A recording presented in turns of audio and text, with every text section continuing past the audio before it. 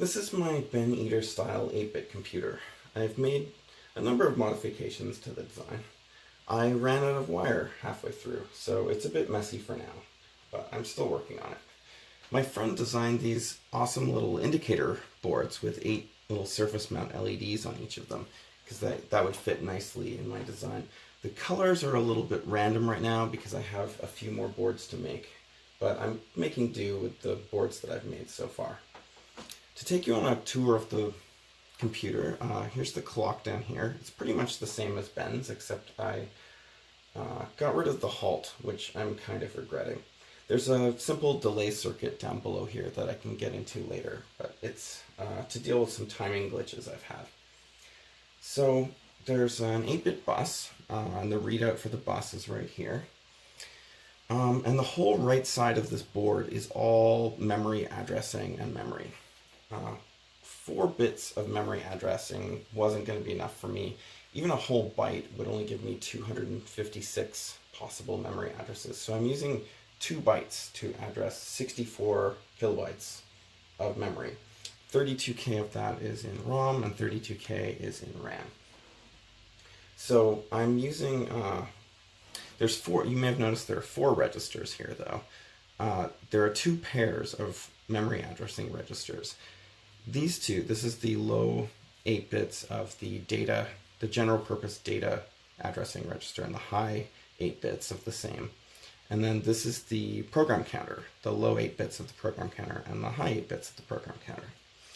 The highest bit, you can see it's set here for the data address, determines whether or not we're referencing ROM or RAM. If it's set, then we're addressing RAM. This is important because after I've reset the board and everything is 0, I want to be executing ROM.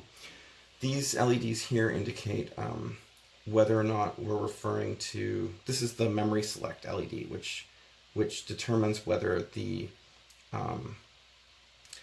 selectors are using the instruction low and high memory addresses or the data low and high memory addresses. So when this LED is on, it's referring to data. This red LED is a memory write, which just shows when the memory is being written to. There are also, so there's a read and a write signal coming to each of the registers from the control system over here. And there's also increments. I decided to add an increment to my data registers as well as my program register. I needed it for the program counter, but I figured for symmetry I'd just add it to both. The ALU I decided to implement with 2 ROMs here, just because I wasn't sure exactly which ALU operations I wanted to end up with. So there are 4, each of them takes 4 bits from the A and 4 bits from the B, either the high or the low. And it also takes 4 bits of input from the control system to determine which operation is going to be used, either addition, subtraction, or something else. There's also a carry bit that comes out of each ROM and into the other ROM. And then there's the carry bit is also sent to the flags register over here. And there's also a 0 bit that goes through an AND before getting to the flags register. So the instruction register is here, and it feeds into these 3 control ROMs, the outputs of which are a little bit obscured by all the wiring there. The other things that feed into the control ROM are the 4 bits of microcode counting over here, and the 0 flag and the carry flag from the flags register, and the keyboard ready flag, which is from the keyboard.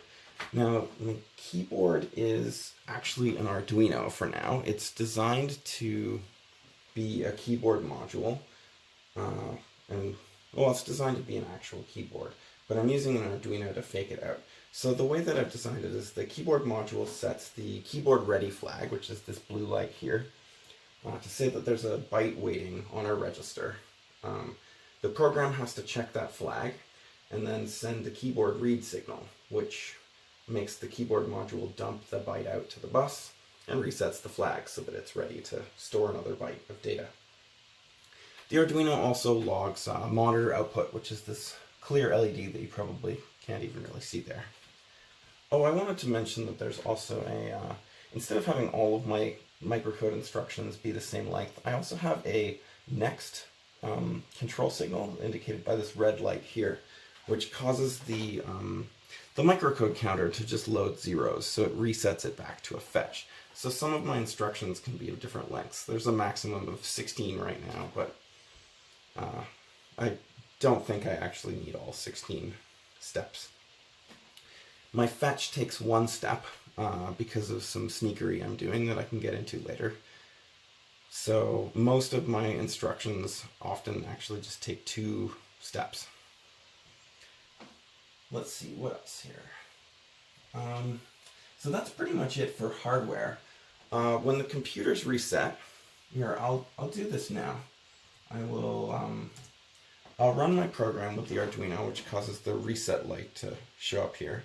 Now it's running the BIOS program from ROM. You can see the instruction counter is stepping up here. So far it's set the data address, the high bit, so that it's actually referring to the RAM when this light is on.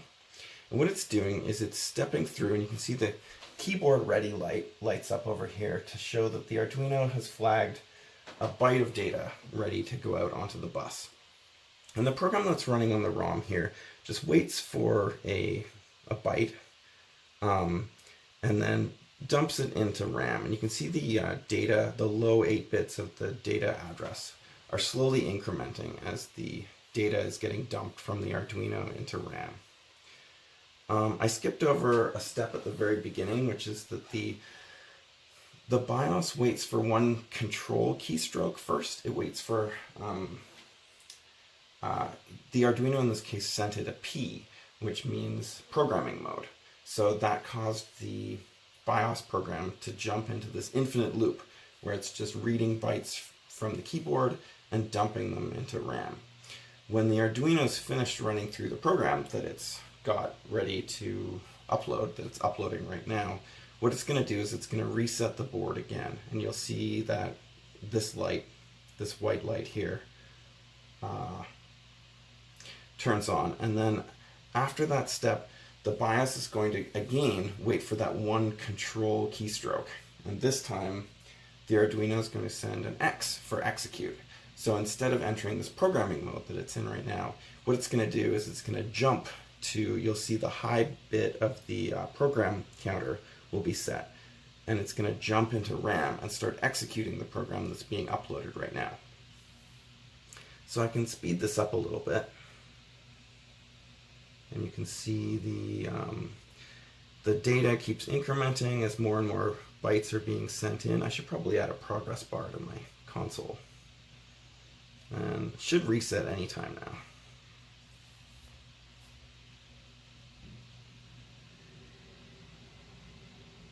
This program's a little bit longer than I remembered. There we go. So now it's reset the computer, and now it's going to jump into RAM. So now it's executing the program from RAM.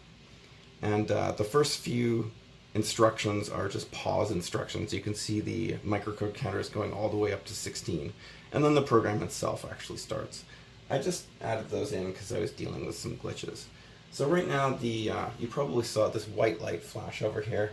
That was the words "Hello World" being output to the monitor.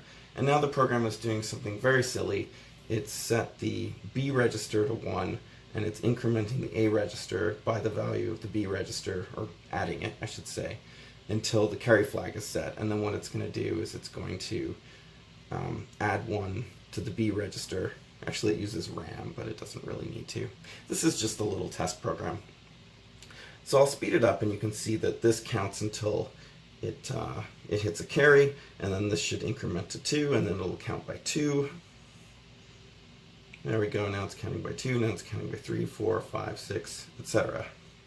So if I speed it up all the way, it should go relatively quickly. Ultimately, it'll be counting by 255, and then it'll increment to 0, and it'll never ever carry. So it'll just get stuck there. So yeah, the process of being able to compile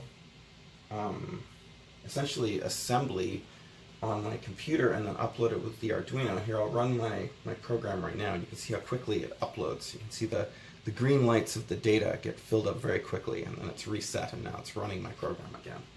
Now let's run it again for fun. You can see how quickly that happens. Yeah, so that's what I've got going so far. More updates to follow.